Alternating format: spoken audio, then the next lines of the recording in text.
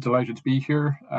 My job is, as Michelle said, is to give a little bit of an overview and put in context the role of patient engagement and how it assists in the field of research. So very quickly there on screen, you can see a little bit of background on CMV. One of the many challenges patients face is how do we spell these very long issues that we deal with. So it's quite convenient that we have CMV as the shortened version. It's a virus that stays in the body for life. It's, for most people, symptoms are mild or there's no symptoms at all. But you see there from the final point that it can cause major problems such as transplant rejection, especially in the first, I don't know, maybe 1 to 4 months post-transplant. So the goals of the session are to get practical tools for self-management. So how do we deal with it? Develop a deeper understanding of CMV. So what is it? Gain insights into innovative research projects. So what's going on to address it? And then look to shaping the future. How can we improve the situation and make things better for everyone? So I think the important thing that patients need to realize, particularly patients with a chronic lifelong illness, is we can make a difference. We can make a difference across the board, and research is one of the areas in which we can make a difference. So, for example, we can get involved in clinical trials, testing new treatments, drugs, medical devices. We can provide biological samples, so as the researchers can see what is actually going on. And one that's really, I suppose, a very interesting talking point is data contribution, so the sharing of medical records. I think patients need to understand that whilst the data is their data, it's their personal information, that it does have the potential to contribute to a bigger overall picture of the wider patient community. So it's the next point here, advocates and advisors. This is an area of particular personal interest for me. It's providing the patient perspective, because quite often what might seem of interest or relevance to researchers and healthcare professionals, patients may have a slightly different view. So it's to give their perspective of the people who are living with the illness on how it actually impacts and what they would like to see addressed. There's the traditional form of engagement, responding to surveys, reporting symptoms, and basically telling the story of how it is affecting daily life. And then if we're looking at implementing change, how is that change impacting? Is it improving quality of life? And then we have, again, the use of patient information is coming up, registry members enrolling in disease registries to track long-term outcomes and natural history. So again, that's, in many ways, there's a responsibility that we all have. And I think this was very much captured at a conference I was at last year in Dublin, when one of the patients who was speaking, it was an event for people with heart disease. So there was a mix of patients and healthcare professionals. And one of the patients stood up and said, I am here because patients before me participated in research that led to the development of treatments that are keeping me alive. And that really stuck with me as, yeah, this is why we need to get involved with research, because it's very real. It has outcomes that very much do impact us as individuals and us as a wider community. So with that brief introduction, I would now like to hand over to Aurelie, who's going to talk about the involvement of patients in the HORUS project. So thank you for allowing me to talk about patients recruitment in HORUS study. So first at all, I don't know.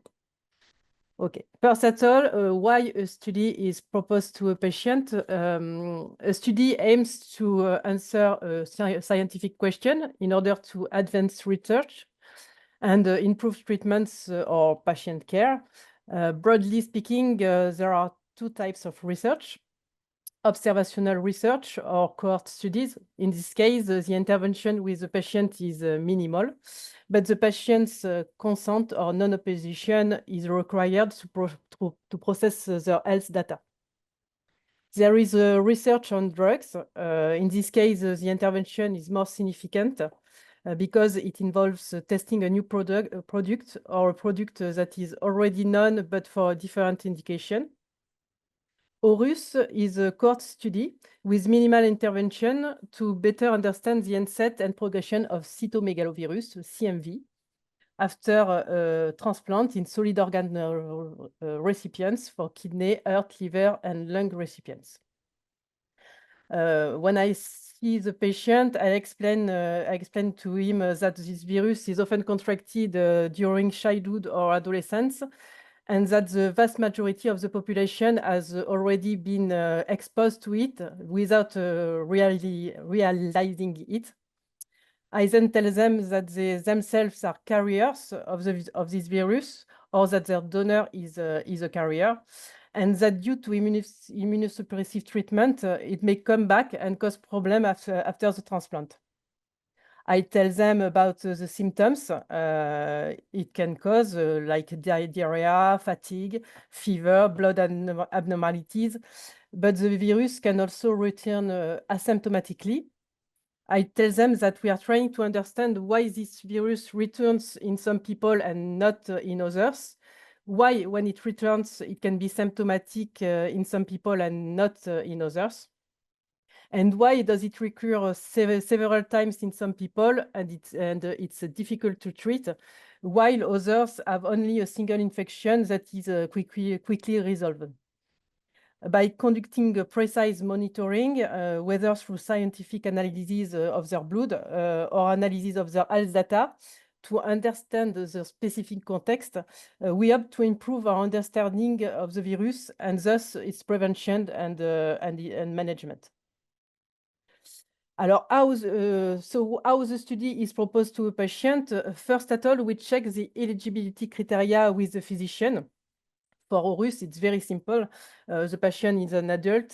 He is in our hospital for a solid organ transplantation, and he or his donor has been in contact with CMV.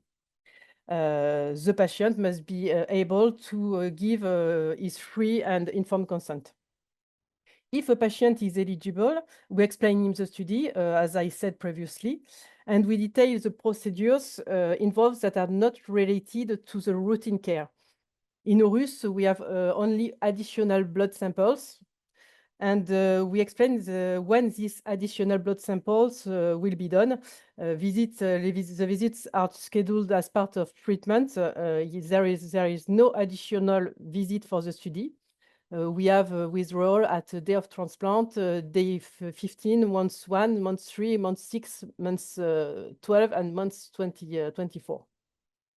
We say there is no direct benefit for the patient in participating in this research, but that the result of the analysis could improve the prevention and the treatment of the virus.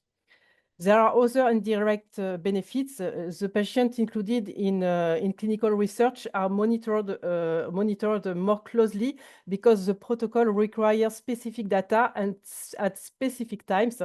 And the physician and study coordinators are very vigilant in ensuring that everything is done and send out alerts when a patient misses an appointment, for example. We let some time to the patient to read the consent form and give him time to think about it. And if she or he agree to participate, he completes and signs the consent before any research related procedures are carried out. Sorry. The physician signs the consent form too. And what is the role of study coordinator in the study? So we help the physician to check the eligibility criteria, which is not very difficult in our study. We collect the signed consent form and give a copy to the patient. We prepare the tubes to be collected by the nurses. We make a schedule for patient visit, and we plan for upcoming study samples. All the data, the samples, we enter all relevant data to answering research question into an eCRF, electronic case report form. And all the data, the samples, will be analyzed by our research team during and at the end of the study. Now we go on about this specific herpes virus, which is named cytomegalovirus, because it infects the cells and make big cytopathogen effect. It is specifically human. 40% to 80% or sometimes 90% of the population has been infected, mostly during childhood. And the primary infection is very, very often inapparent when you are immunocompetent, but not when you are immunosuppressed. It established latency after primary infection, and it can reactivate in organs or in the bone marrow, and then it disseminated in the blood, and some other organs can be infected. This is what happens after transplantation, for example. Then it is excreted in urine or saliva, and it contaminates new individuals sometimes. So this is how it diffuses in the population. So you can see here this big virus with his double DNA genome and his envelope. So it's quite fragile. Okay. So the pathogenicity of CMV concerns two types of population: the pregnant women and the fetuses, because it is the first viral congenital infection worldwide with neurodevelopmental disabilities, and the immunosuppressed patients, where it can cause immunosuppression with opportunistic other infections and inflammation with some specific manifestations. So you can see that you can have end organ disease in the graft, but also in other organs, such as colitis or pneumonia or retinitis or encephalitis. So you can see that it can concern all types of immunosuppressed patients, but specifically solid organ transplant and stem cell recipients. So we call CMV the transplantation troll, because when it reactivates, it costs a lot to the patient. The CMV reactivation favors graft rejection or graft dysfunction, and also opportunistic infection, such as, for example, bacterial or other viral infection. You can see the frequency here. It is not so low, and the disease can be specifically frequent if you do not jugulate the infection with a treatment. This slide is a little bit complicated, so it is just to show you that the CMV replicates in the organ. You can see here pictures of infected organs, and it can be catched by the polynuclear, and also it can come to the marrow and go to the monocyte. So you can have CMV in the tissues, and you can have also CMV in blood. And in blood, you can survey the CMV by the viral load survey, which measures the number of genome copy in the blood, which means adenemia. And you can see here that you can have CMV here in the blood, and you can measure the genome copies. What does the organism to fight CMV? You have the innate immunity first, which is the first line, but also controls the reactivation. And you have the acquired immunity with neutralizing antibodies and other antibodies, and the cellular immunity with all the types of cells that can control the virus, especially the CD8 cells and the gamma delta T cells. But the virus has many means to evade the immune response, and then it can still replicate, and some patients can have prolonged replication and be very difficult to treat. The viral load is surveyed after transplantation, and the viral load increase is highly correlated to the level of immunosuppression. And it is very important for the patient to not to be too much immunosuppressed, but also not to be too high not to be too low immunosuppressed. And it is a balance between high immunosuppression that can lead to CMV infection, CMV replication, or low immunosuppression that can lead to graft rejection. And this is a very difficult balance, which is managed very carefully by your clinicians. We have therapeutic options to prevent or treat CMV infection and disease. As first, we have the classical inhibitors of the polymerase, ganciclovir, cidofovir, and foscarnet are second line. You can use also ganciclovir or valganciclovir as a prophylaxis to prevent the CMV replication.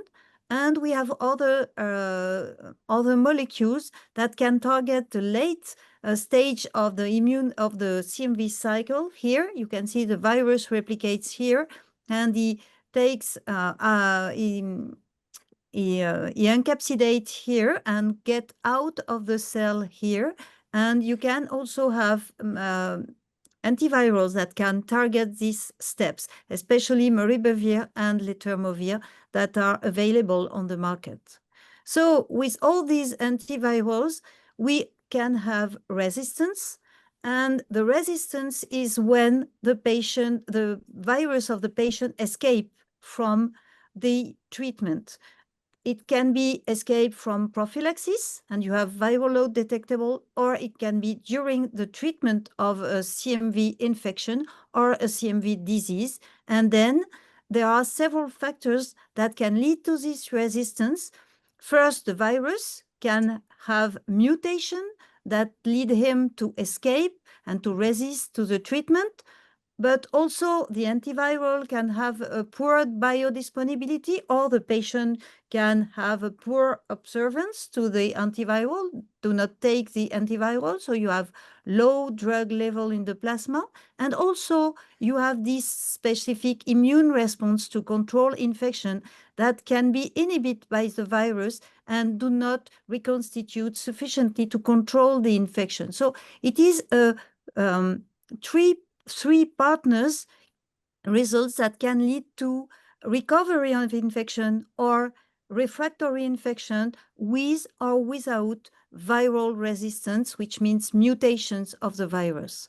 And there is a balance also between immunosuppression and emergence of resistance. So why is it important, this refractory or resistant infection? Because it leads to prolonged replication of the virus in patients that are fragile, that have, there is a risk of multi-drug resistance and increased morbidity and less favorable outcome of the graft. The overall prevalence is not very high, it's around 1%, but in some patients it can be higher when they are multi-treated for multiple infections. And it is important to know that some patients can be refractory, so the virus replicates, but they have no resistant virus, and about 1/3 of the patient will have also resistant virus. So this is the context of the HORUS project, in which we are involved in the first part of the first cohort of the HORUS project, to better understand the viral hosts and contextual factors that can lead to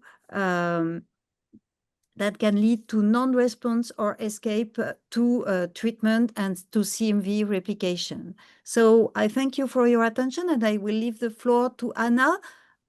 If necessary, I have some little results of from our experiments of HORUS, but Anna, you will let me know. Thank you, Sophie, for the general information about CMV, and actually you give a lot of detail. So this webinar was first destined to patients, so I try to be as simple as possible, and I will not repeat what have been already cited by Aurélie and Sophie. So just to remind that patients that are affected by CMV are the most vulnerable people in the population, such as the newborn with the congenital CMV infection, but also AIDS patient with immunocompromised defense, such as AIDS patient, but also hematopoietic cell transplant recipient and solid organ transplant recipient. And so for the HORUS project, we will focus on this subpopulation at risk. So they are at risk because they receive immunosuppressive drug to avoid acute rejection. And this immunosuppressive drug target mainly a type of cell that are very important to control the virus, so the lymphocyte. And also, I wanted to remind what Aurélie and Sophie said, that the problem with CMV is regarding its direct effect in this population of solid organ transplant, with disease that can affect a lot of organ types, such as hepatitis, so the liver with hepatitis, but also colitis, pneumonia, retinitis. And the other problem of CMV in this population, it's indirect effect, because it has been associated with acute rejection and also the acceleration of coronary in a heart transplant, for example, the occurrence of other opportunistic infection, and globally it association with graft survival and patient survival and comorbidities. So the main concept to prevent CMV disease is to prevent its occurrence during the burst of immunosuppression. So we know that this burst of immunosuppression is maximal just after transplantation, because we give immunosuppressive drug as induction and as maintenance. So this is the higher period of risk for CMV to replicate. And then we have to wait until strong and efficient immune response occur.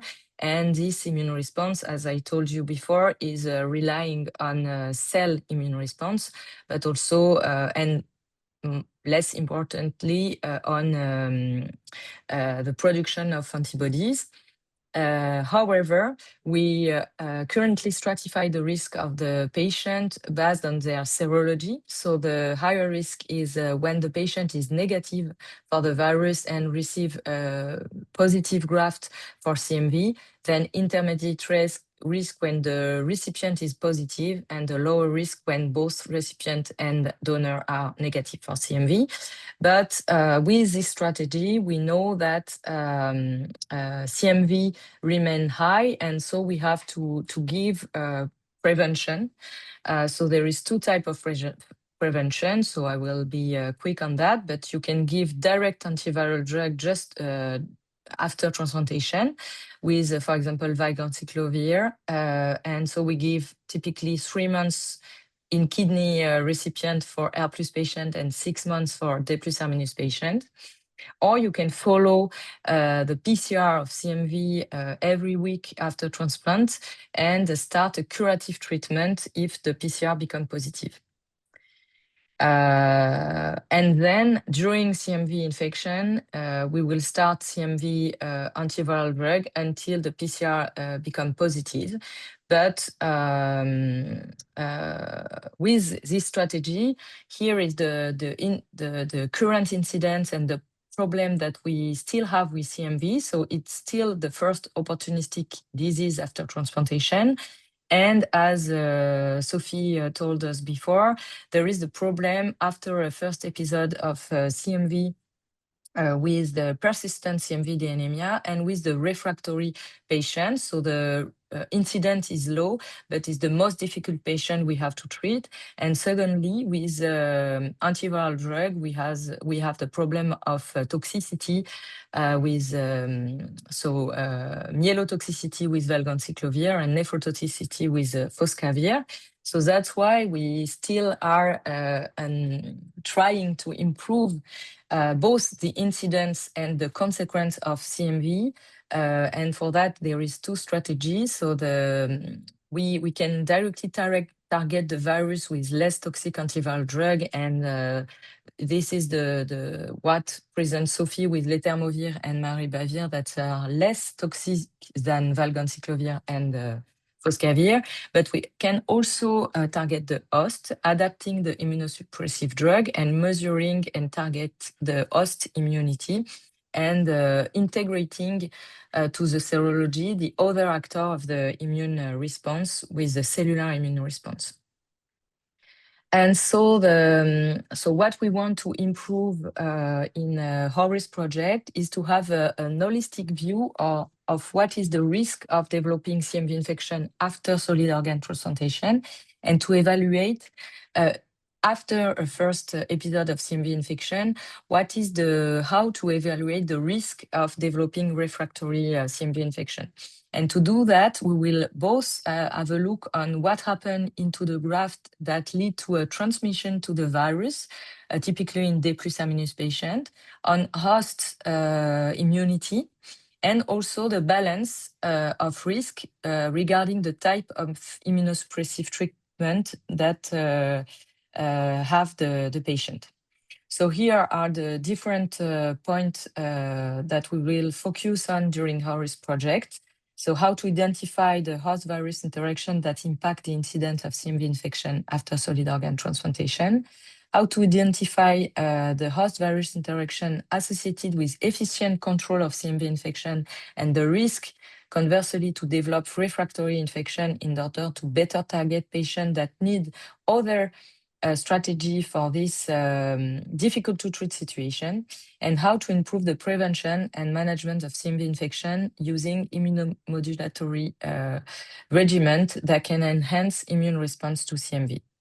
So to do that, we have several work package. So this is the global overview, but I will go into detail. So we will first constitute, as already present you, a prospective cohort after transplantation of both liver, lung, kidney, and heart recipient. We will have a first analysis in a part of this cohort as an exploratory cohort to have a look both on the graft and on the immune response of the patient. We will also have in vitro and in vivo model to better understand the risk of developing CMV infection and the risk to develop refractory CMV infection and the role of the different immunosuppressive drug. Then we will validate in work package 4 what we have found in the exploratory cohort. And then in work package 5, we will conduct a prospective trial to validate the immune response that we will discover in the previous work packages.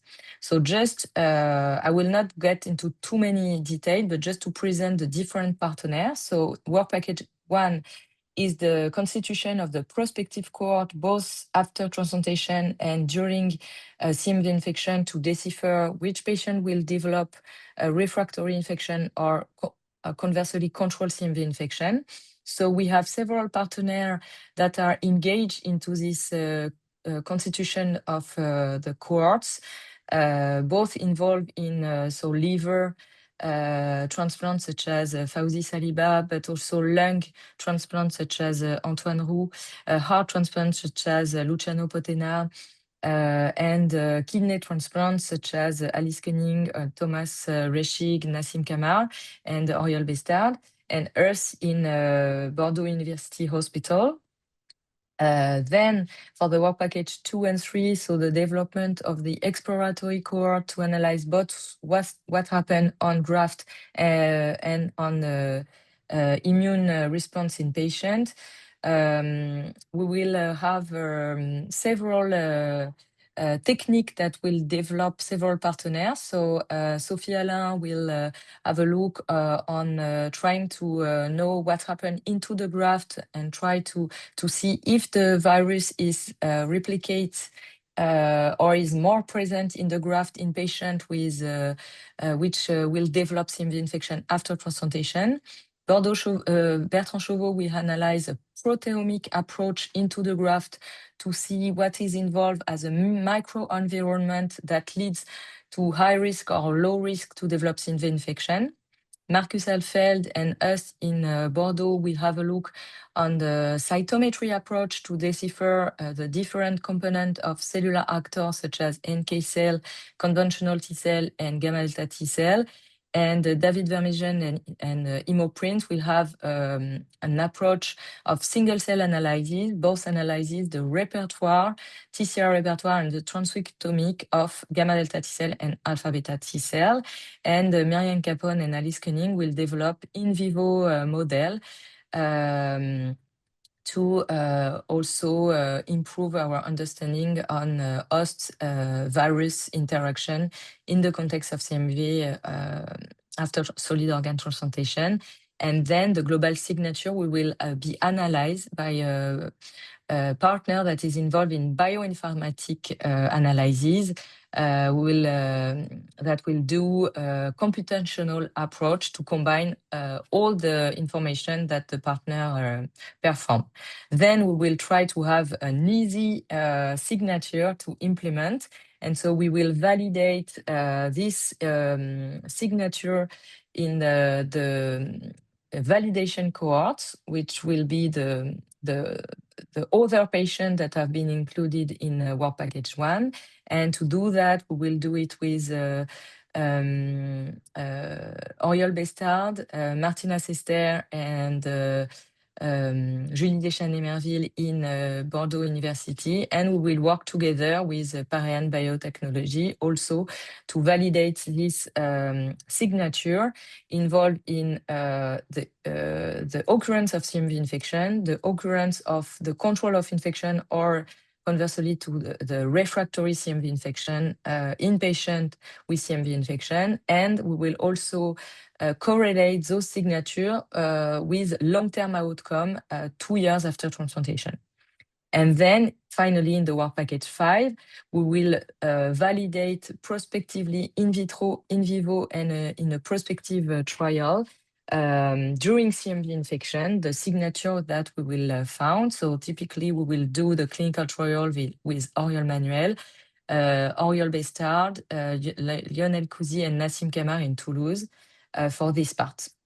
Then just to finish to present the partner. So this big project will not be feasible without a management team that is mainly relying on Alina Yavnova in the University of Bordeaux, and with a partner in communication with ESOT that organized this seminar with Devime, Chiara, and Michel. So thank you very much for this support. And that's the end. Thank you for your attention.